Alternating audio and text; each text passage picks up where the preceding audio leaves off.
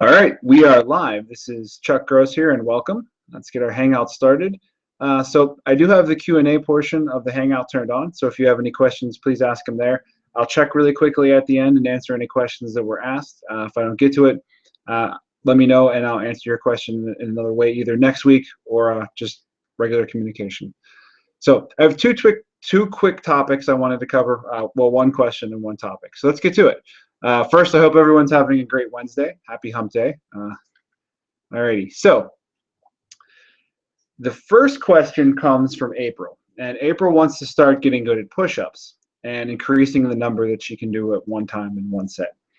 So April asks, if I do push-ups every day, maybe even twice a day, would I eventually be able to do many push-ups at one time? Will they become easier to do? And should I pick a number and do that many every day, or do as many as possible every single time I try to do them? So April, thank you for asking this question. It's a very great one. There is a method of training that I think is the perfect fit here, and that's called greasing the groove. And it will allow you to do many of them at one time. They will become easier to do, and it will allow you to kind of progress in the total number per day as well as the number you can do at any given time.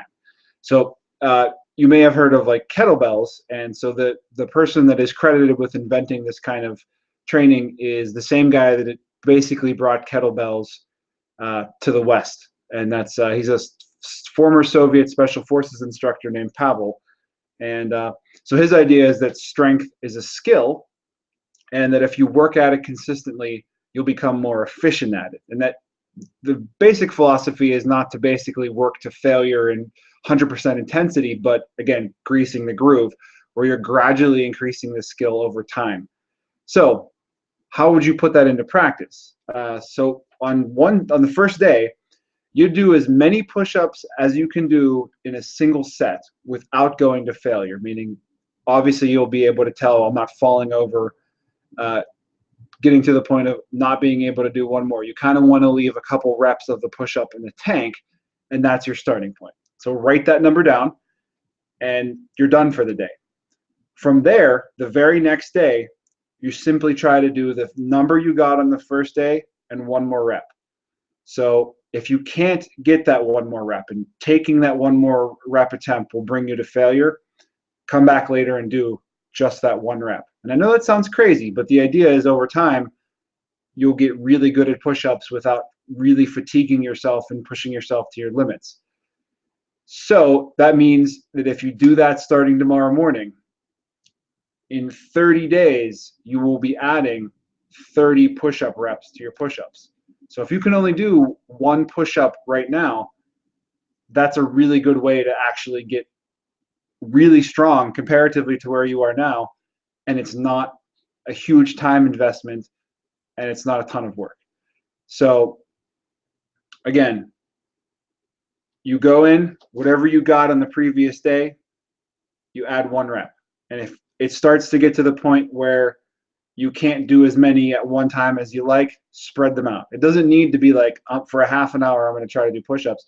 You could literally just do push-ups in the morning, do as many as you can for that set without going to failure, and then getting the rest of your reps to do one more than yesterday at a set later in the day, and that's perfectly fine. So again, you want to add one rep every single day, but do not train to failure.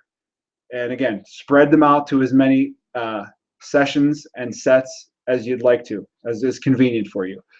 Over time, of course, as you are continuing to add reps in total for the day, you will eventually start to get stronger so that you can do more sets, more reps per set when you do them all at once.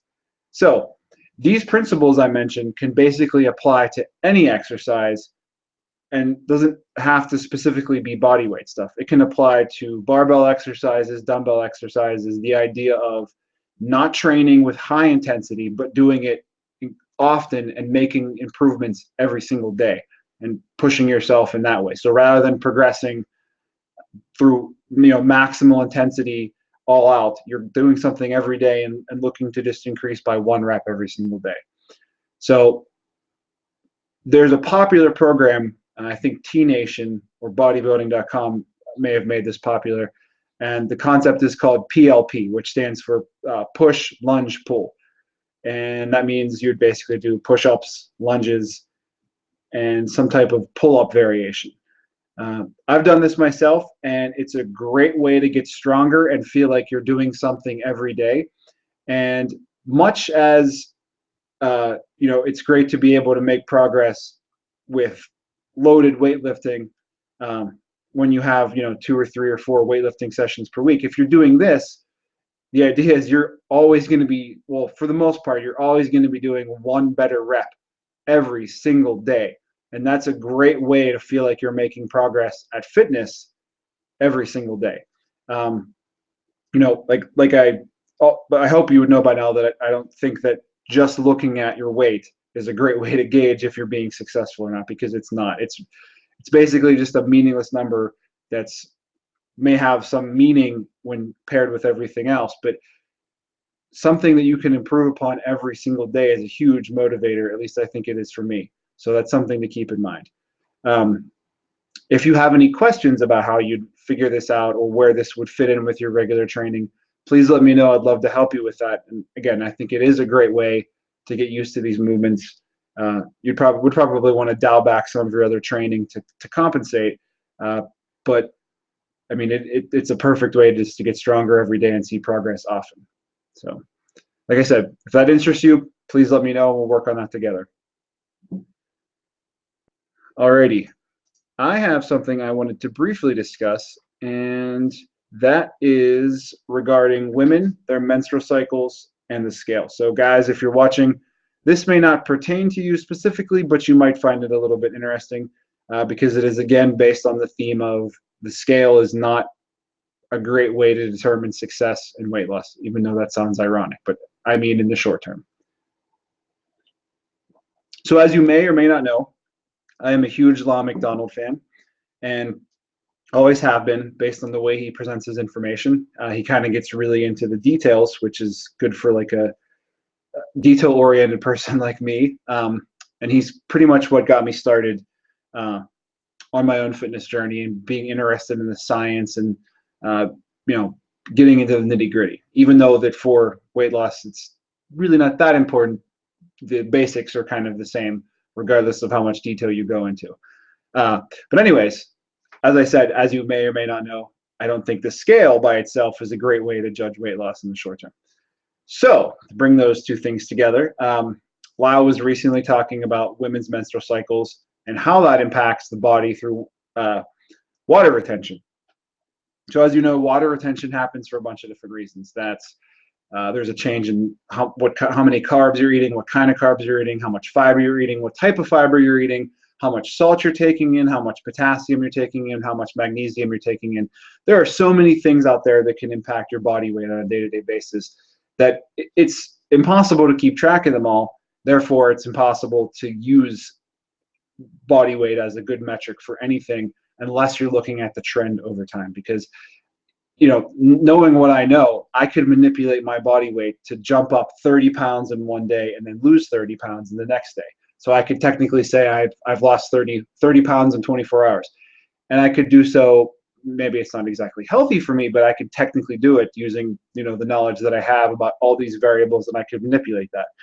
And that's what people do when you see any sport that relies on a weight class. Usually what happens is a person that's normally a certain weight, say they're like 220 pounds, they will get into a lower weight class, like 200-pound weight class, by dropping a bunch of water weight. They manipulate their water weight. And then, the weigh-ins happen before the match or the event or the fight. So they hit their weigh-in, and then they immediately rehydrate, and they're back up to 220 pounds. So they have an advantage of fighting at 220 pounds. So if someone is naturally 200 pounds and doesn't manipulate their water, they're fighting at 200 pounds or competing at 200 pounds when the heavier person is probably carrying more muscle mass, etc., has a distinct advantage because of that. So there's lots of precedent for why the scale is not a great thing to use as your sole metric, simply because it is able to be manipulated. Doing so isn't healthy if you're actually forcibly manipulating it, but it is possible once you have that knowledge. So with that mouthful said, going into the menstrual cycle and how that works. So a woman's menstrual cycle is roughly 28 days, and it happens in 4 phases. So the first phase is the first 7 days after the last cycle, and there's really a low impact on water retention during that time. The next phase would be when ovulation happens, and there's a change in estrogen levels, and that causes water retention and how the body processes sodium or salt. So, giant water weight swing. So then you have 7 days after that is the third phase. Water retention is minimal. So then you have a drop in water weight that happened on the ovulation phase. Then you go into the fourth phase. And that's generally the week where PMS occurs. And there is a likely even bigger, water weight rebound than the second week, where you have this gigantic jump in water weight. And that's, again, due to shifts in hormones and estrogen and things like that, changing how the body deals with sodium or salt. So basically, your weight's going to look like a giant curve all over the place. It's going to be jumping up and down, back and forth. It's not going to be a straight line. So even if you didn't have to deal with that, weight loss is already not a straight line, but now we have these giant swings that happen, in 2-week intervals, essentially. So for these reasons, comparing body weight and even body composition methods like measurements are going to be thrown off when these water weight swings happen. And again, this is talking about it totally outside of all the other variables I mentioned. So if you're seeing these normal natural body weight swings as a result of fluctuating hormones, all of the other factors are going to play into how severe those are. So like if you're stressed, your sleep quality suffers, you're eating more carbs, you're eating more salt, you're eating less carbs, you're eating less salt. All of those things are also going to control how powerful those swings are from your normal cycle. So lots of things going on here that's basically evidence why the scale is horrible. So again, if you were only looking at, let's just say you took your weigh-in on a day when you started, counting your calories or watching what you're eating, and you took it at a low point, and then you didn't do regular weigh-ins, and then your next weigh-in happened to occur on the week in your 28-day cycle where you had a water weight jump, it would look like you gained weight, even if you were doing everything correctly. So that's why it's important either you don't use the scale at all, or you use it strategically to look at the trend. If you're just looking at days compared to last week, it's useless because of all the things that I just mentioned.